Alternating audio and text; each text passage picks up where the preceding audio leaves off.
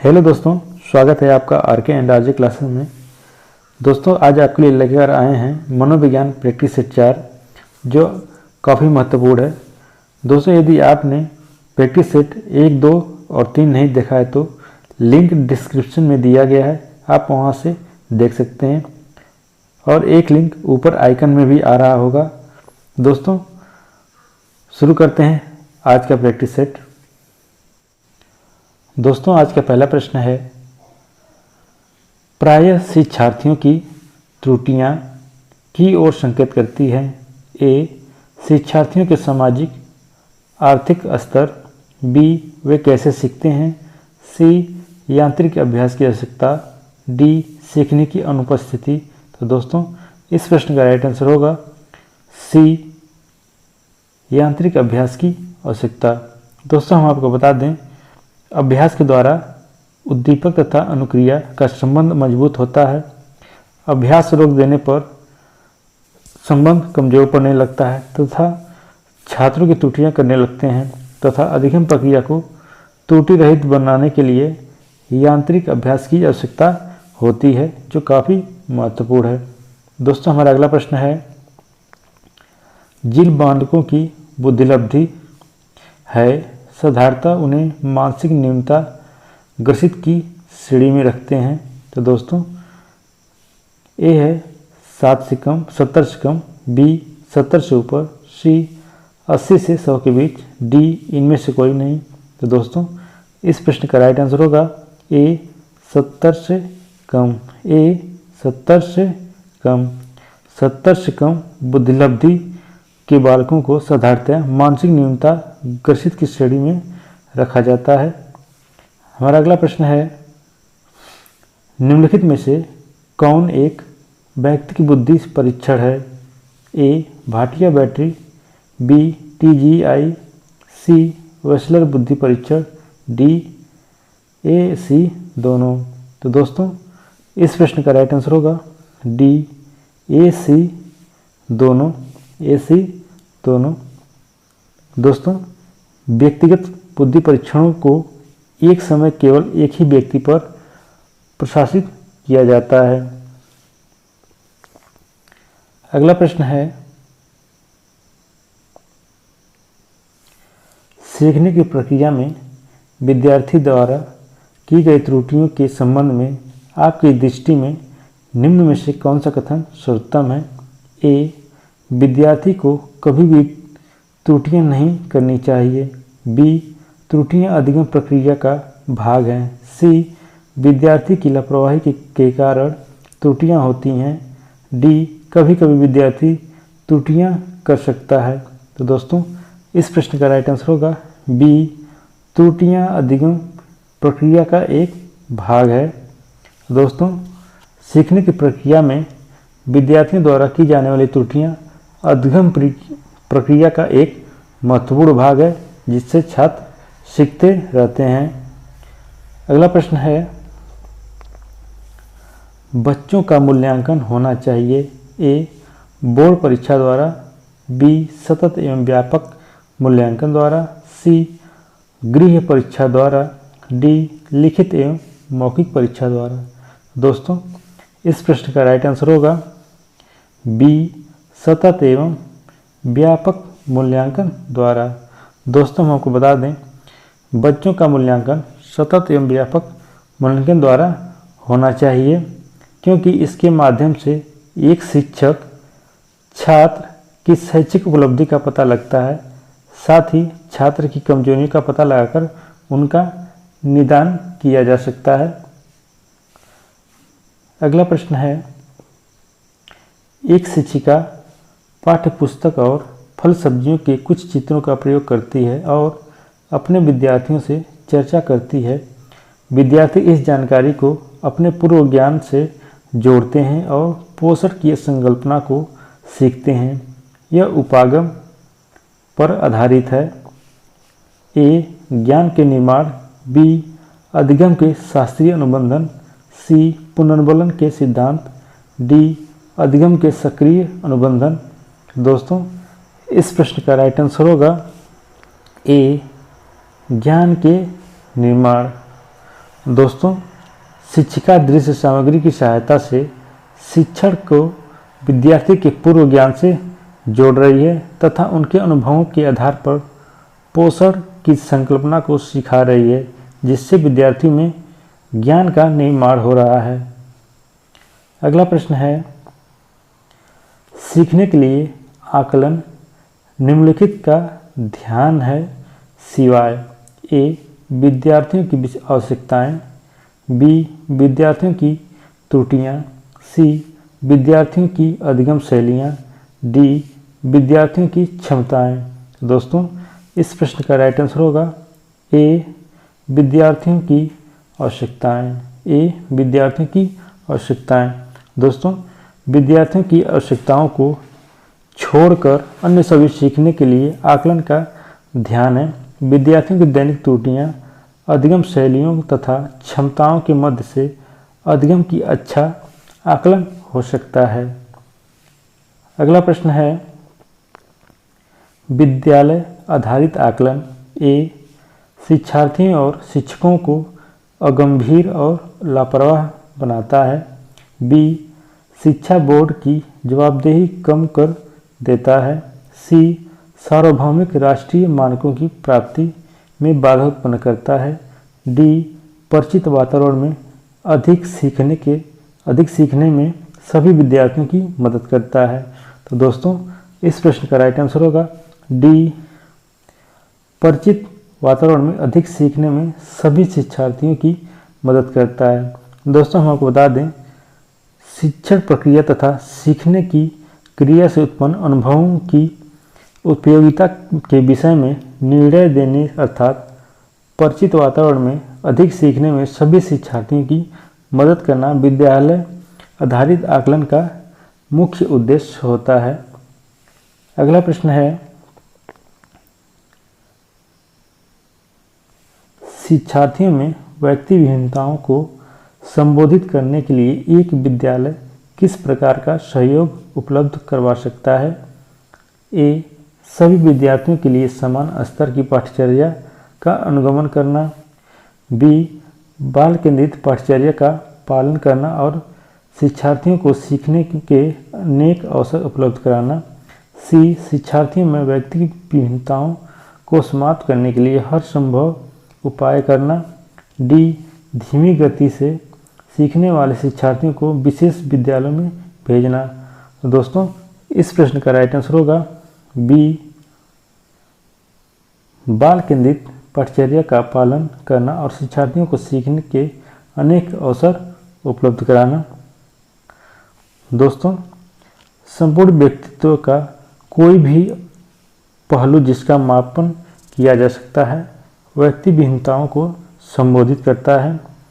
इसके लिए एक विद्यालय को शिक्षार्थियों हेतु बाल केंद्रित पाठ्यचर्या का पालन करने के साथ उन्हें सीखने के अनेक अवसर उपलब्ध कराने चाहिए। अगला प्रश्न है, एक शिक्षक प्रश्न पत्र बनाने के बाद यह जांच करता है कि क्या प्रश्न परीक्षण के विशिष्ट उद्देश्यों की परीक्षा ले रहे हैं। वह मुख्य रूप से प्रश्न पत्र के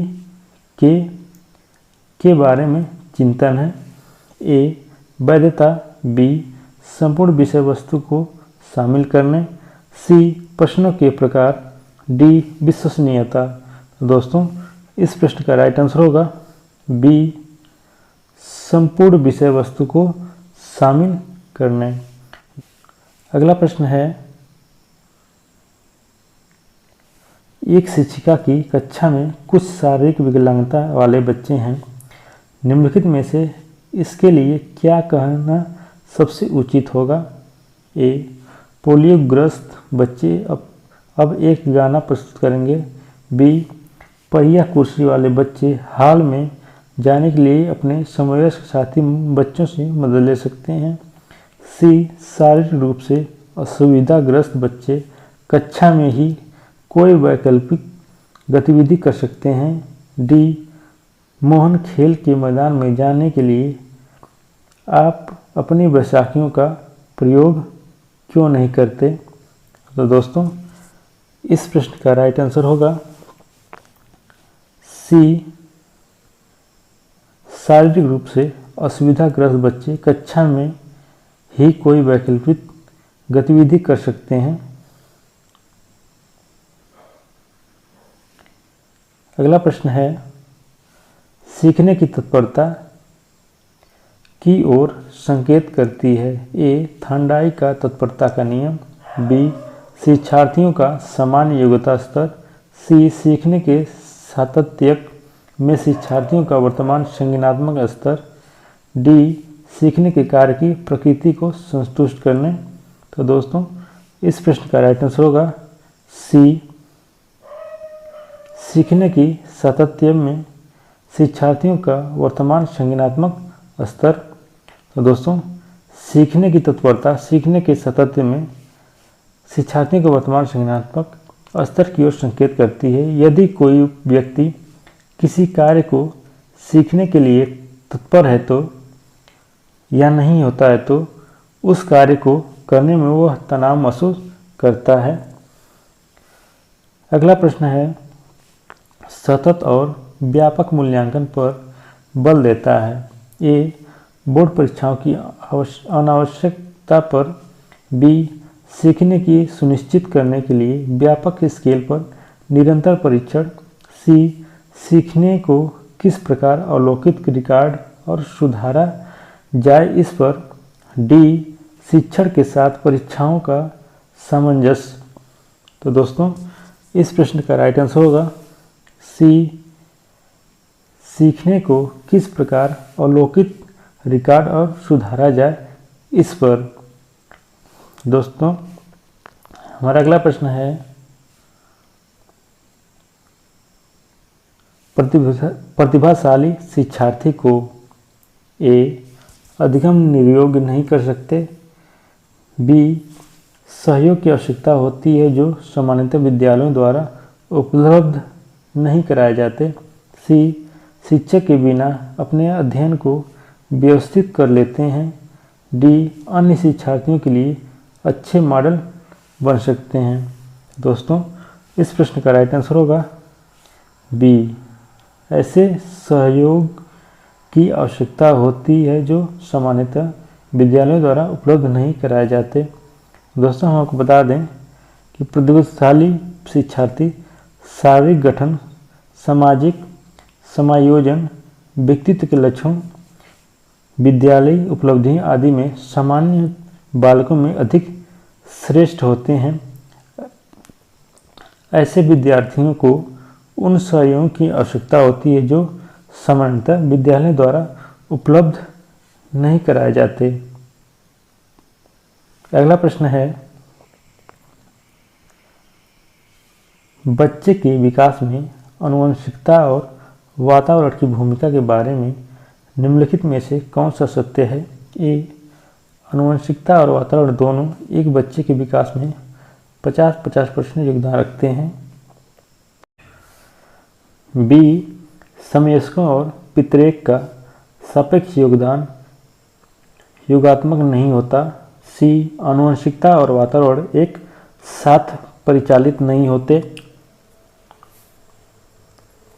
डी सहज रुझान वातावरण से संबंधित हैं जबकि वास्तविक विकास के लिए आनुवंशिकता जरूरी है। तो दोस्तों इस प्रश्न का राइट आंसर होगा बी समवयस्कों और पितृेक का सापेक्ष योगदान योगात्मक नहीं होता है। दोस्तों हम आपको बता दें लैंडिस के अनुसार आनुवंशिकता हमें विकसित होने की क्षमताएं प्रदान करती है। इन क्षमताओं के विकास होने के अवसर हमें वातावरण से मिलते हैं।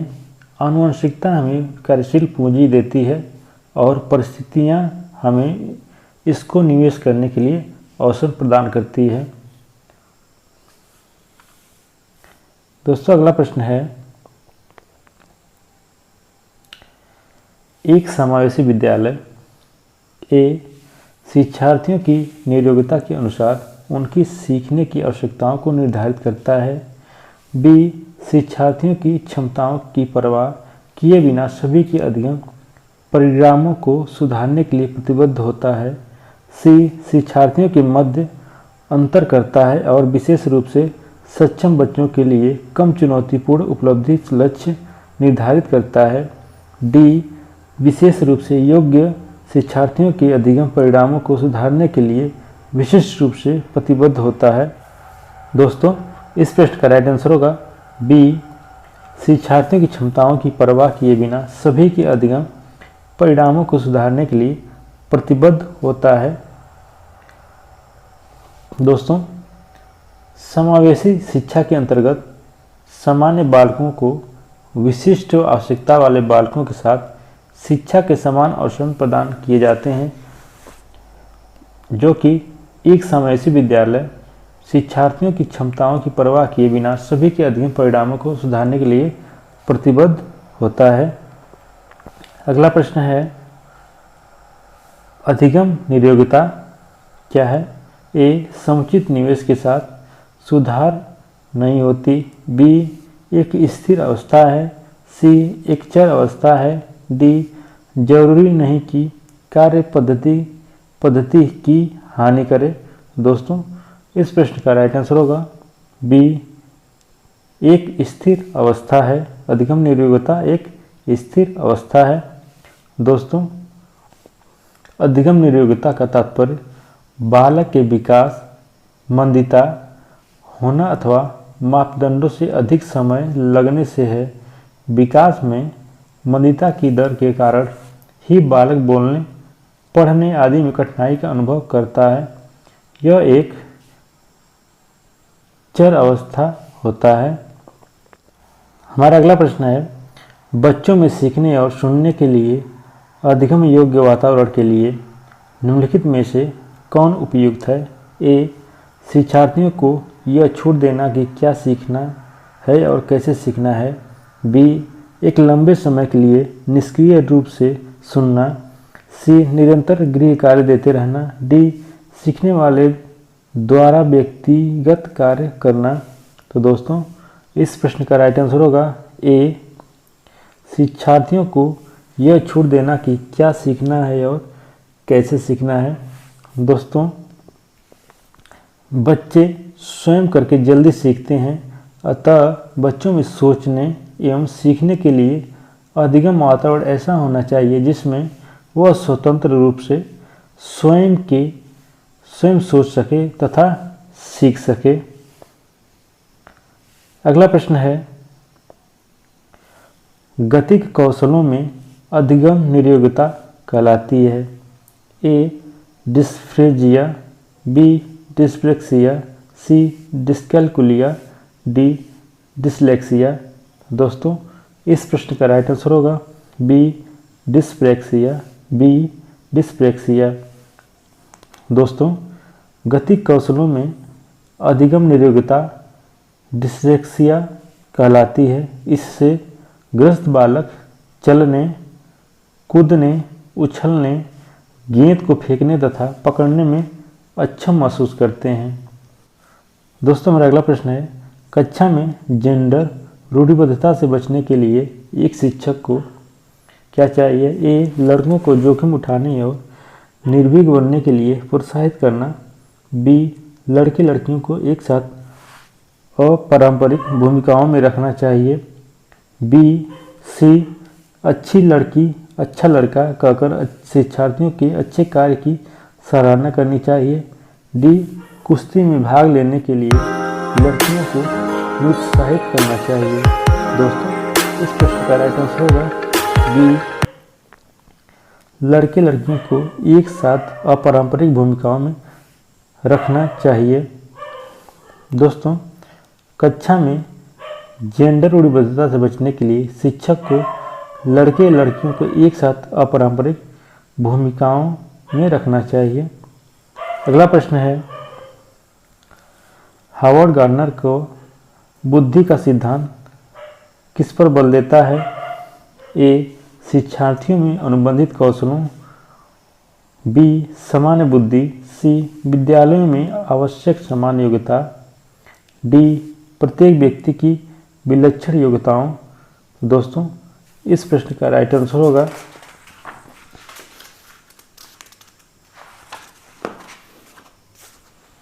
इस प्रश्न का राइट आंसर होगा डी, प्रत्येक व्यक्ति की विलक्षण योग्यताओं। दोस्तों, हावर्ड गार्डनर अपने बुद्धि सिद्धांत में यह स्पष्ट किया है कि बुद्धि का स्वरूप एकांकी न होकर बहुकारकीय होता है, अर्थात प्रत्येक व्यक्ति विलक्षण योग्यताएं रखता है।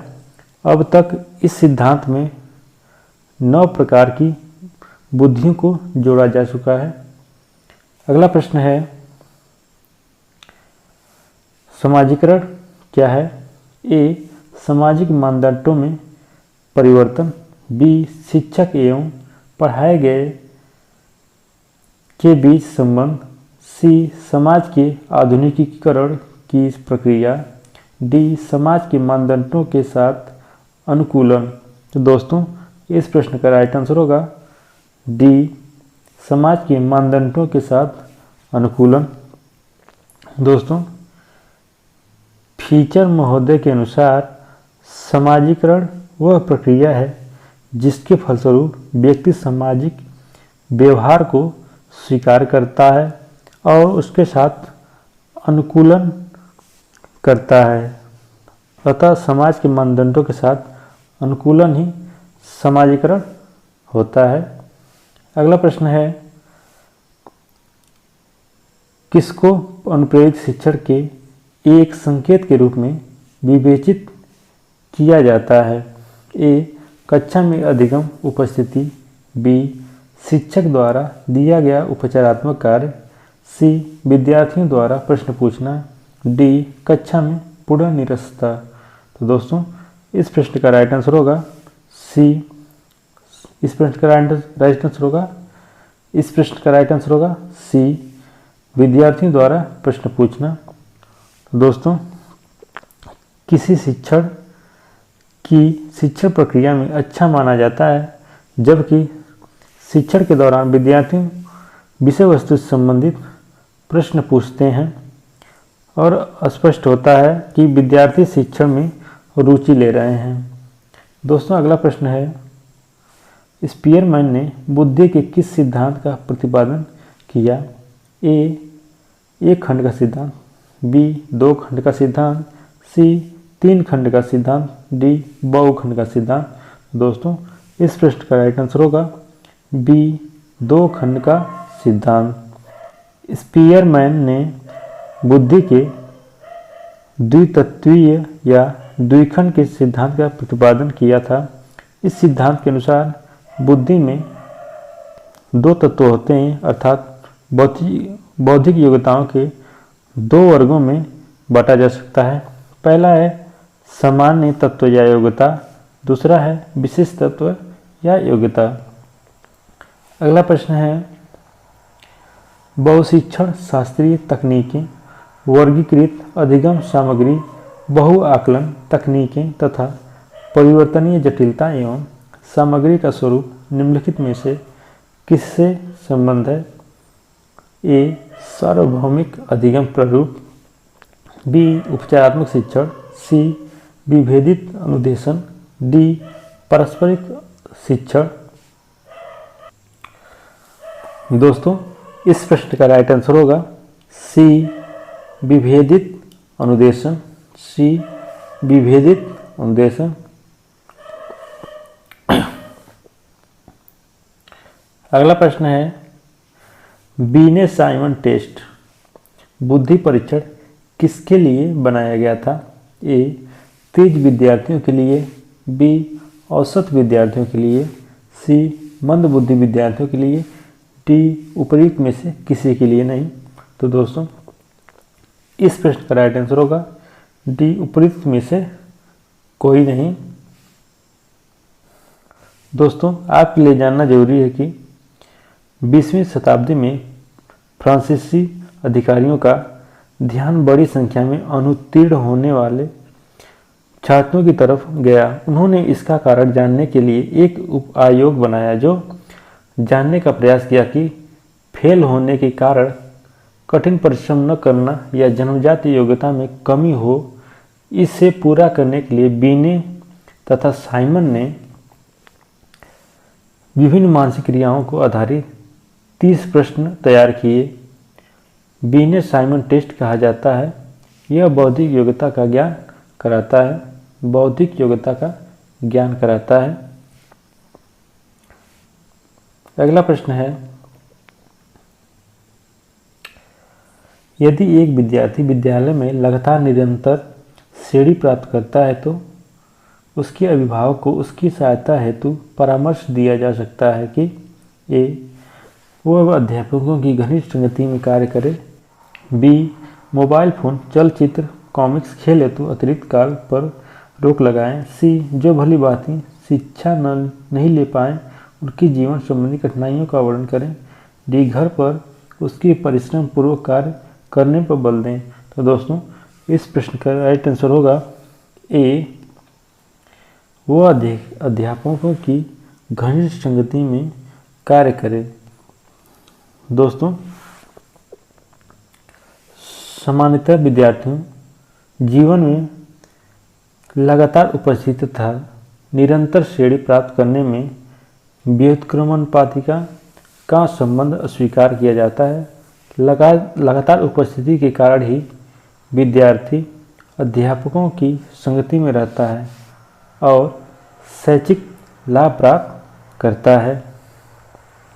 अगला प्रश्न है, बुद्धिलब्धि IQ क्या है? ए, यह बुद्धि का प्राप्तांक है, बी, बुद्धि संबंधी भाग है, सी, यह बौद्धिक योग्यता का ज्ञान कराता है, डी, उपयुक्त में से कोई नहीं। तो दोस्तों इस प्रश्न का राइट आंसर होगा सी, यह बौद्धिक योग्यता का ज्ञान कराता है। यह बौद्धिक योग्यता का ज्ञान कराता है। तो दोस्तों बुद्धिलब्धि कैसे निकालते हैं, इसका सूत्र क्या होता है? IQ बराबर mental age by physical age into 100। अगला प्रश्न है, एक शिक्षिका अपने शिक्षार्थियों की विभिन्न अधिगम शैलियों को संतुष्ट करने के लिए वैविध्यपूर्ण कार्यों का उपयोग करती है। वह किससे प्रभावित है? ए, पियाजे के संज्ञानात्मक विकास के सिद्धांत, बी, कोलबर्ग के नैतिक विकास के सिद्धांत, सी, गार्डनर ने बौद्धिक बुद्धि सिद्धांत, डी, वाइगोत्स्की के सामाजिक सांस्कृतिक सिद्धांत। तो दोस्तों इस प्रश्न का राइट आंसर होगा सी, गार्डनर के बहुबुद्धि सिद्धांत। दोस्तों शिक्षिका द्वारा अपने शिक्षार्थियों की विभिन्न अधिगम शैलियों को संतुष्ट करने के लिए वैविध्यपूर्ण कार्यों का उपयोग करना हावर्ड गार्डनर के बहुबुद्धि सिद्धांत की ओर इशारा करता है, क्योंकि शिक्षिका कक्षा में विविध बुद्धिलब्धि वाले छात्रों को पढ़ाने के लिए विविध कार्य पद्धतियों का प्रयोग कर रही है। तो दोस्तों आज का अगला और अंतिम प्रश्न है, निम्नलिखित में से कौन सा वस्तुनिष्ठ प्रश्न है? ए, निबंधात्मक प्रश्न, बी, लघु उत्तरात्मक प्रश्न, सी, मुक्त उत्तर वाला प्रश्न, डी, सत्य या असत्य। तो दोस्तों इस प्रश्न का राइट आंसर होगा डी, सत्य या असत्य। दोस्तों वस्तुनिष्ठ प्रश्न के प्रकार वे प्रश्न हैं जो किसी परीक्षा के व्यक्तिनिष्ठ पूर्वाग्रह से मुक्त होते हैं। ये प्रायः संक्षिप्त उत्तर के रूप में पूछे जाते हैं, जैसे बहुविकल्पीय प्रश्न, मिलान प्रश्न, सत्य असत्य प्रश्न। तो दोस्तों वीडियो अच्छा लगा तो वीडियो को लाइक, शेयर और सब्सक्राइब जरूर करें। धन्यवाद।